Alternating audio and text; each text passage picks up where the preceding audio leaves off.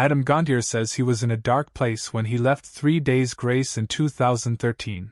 I couldn't do it. Exclusive. It's never too late to return to your roots. Just ask Adam Gontier. Over a decade after Gontier, 46, left 3 Days Grace in 2013, the rocker is back and opening up his exit, the catalyst for his 7-year sobriety, and what it's like returning to the band as a co-lead singer. I think emotionally and physically and spiritually, I was in a really dark place. We had been touring nonstop. It felt like for so long, and there was so much that had compounded for me. Mainly I was just not healthy. Gontier, who once developed an addiction to painkillers, tells people exclusively. At the time, I just felt like I couldn't do it and I needed to look after myself. He continues. I had to stop the machine from rolling, at least from my end.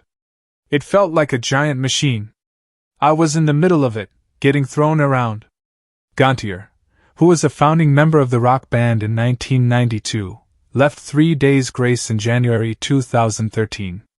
At the time, the band cited unspecified health issues for his departure, and Matt Walsh came in as his replacement. Gontier later addressed the speculation about his health in a letter to fans, according to Loudwire. It is important for me to address any concerns regarding my health being connected to drugs or addiction.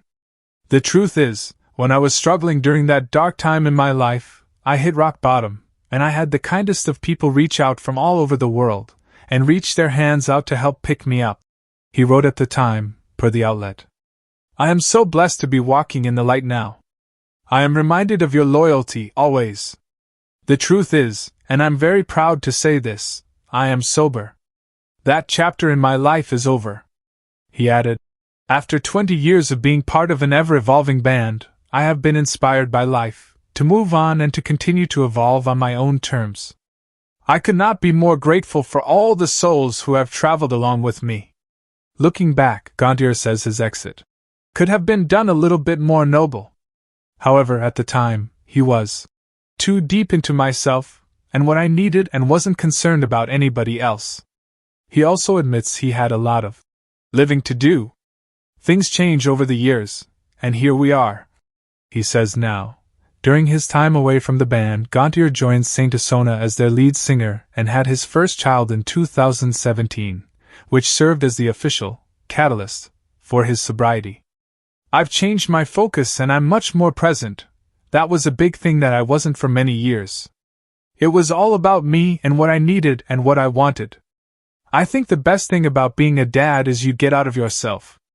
It's not about you anymore. And that's really changed my life for the better. He says of his 2 kids, who are ages 3 and 7. Gontier has been sober for 7 years now and maintains it by remaining in the right environment and surrounding himself with the right people. Still, he acknowledges that it is an everyday choice.